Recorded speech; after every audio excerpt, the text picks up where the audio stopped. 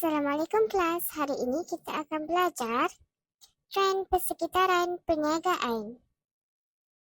Apa itu tren persekitaran perniagaan ya? Tren persekitaran perniagaan bermaksud suatu arah aliran perkembangan sesuatu perniagaan. Faktor persekitaran dipengaruhi oleh dua faktor iaitu faktor dalaman dan faktor luaran. Faktor dalaman sebagai faktor persekitaran tugas. Faktor ini terdiri daripada 7 elemen iaitu gaya pengurusan, sumber manusia, teknologi dan maklumat, kewangan dan perakaunan, pemasaran, pengeluaran dan penyelidikan pembangunan. Manakala faktor luaran pula dikenali sebagai faktor persekitaran umum. Faktor ini terdiri daripada 6 elemen iaitu ekonomi, politik, perundangan, sosial budaya, persaingan dan ekologi. Dan seterusnya, faktor-faktor ini mempengaruhi kepada tren perniagaan iaitu tren meningkat, menurun dan mendatar.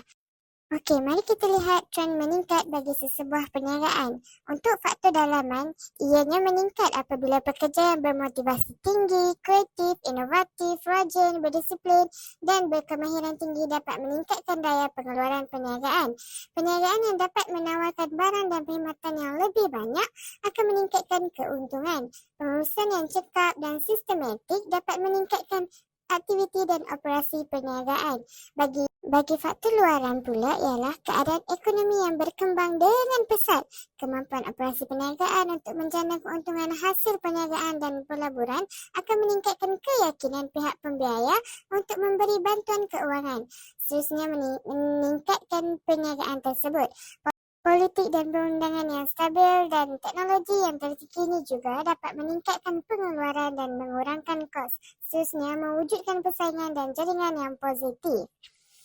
Bagi tren menurun pula, ia adalah sebaliknya. Untuk faktor dalaman, gaya pengurusan yang tidak bersesuaian dengan keadaan pekerja, sumber manusia kurang produktif, aktiviti pemasaran yang kurang berkesan, pengeluaran yang tidak mencukupi untuk memenuhi permintaan dan tiada teknologi maklumat dan penyelidikan dalam perniagaan akan menyebabkan operasi perniagaan itu menurun.